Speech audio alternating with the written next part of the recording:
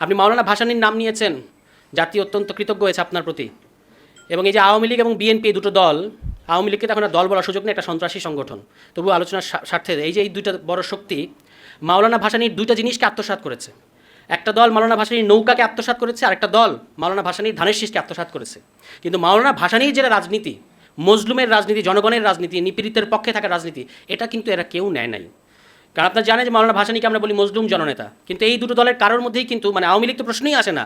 এই বিএনপি অনেক ছলচাতুরি, এতক্ষণ আলোচকরা বললেন যে প্রতি পদে পদে কীভাবে বাংলাদেশের মানুষ তাদেরকে পুরস্কৃত করেছে, আর তারা কীভাবে বাংলাদেশের মানুষকে বারবার খাদের মধ্যে নিয়ে গেছে। এবং এখনকার বিএনপির যে অবস্থা, এখনকার বিএনপির অবস্থা হচ্ছে চোরাবালিতে থাকার মতো অবস্থা। চোরাবালিতে থাকলে আপনি যত নড়াচড়া করবেন তত তলাতে থাকবেন। বিএনপি কিন্তু 2 মাসের মধ্যে নড়াচড়া করতে গিয়ে মানে তলানির দিকে চলে যাচ্ছে। কোথায় গিয়ে মানে শুধু তো তারা যদি তলিয়ে যেত আলহামদুলিল্লাহ, আমাদের কোনো অসুবিধা ছিল না, বাংলাদেশকে নিয়ে তারা তলানির দিকে যাচ্ছে।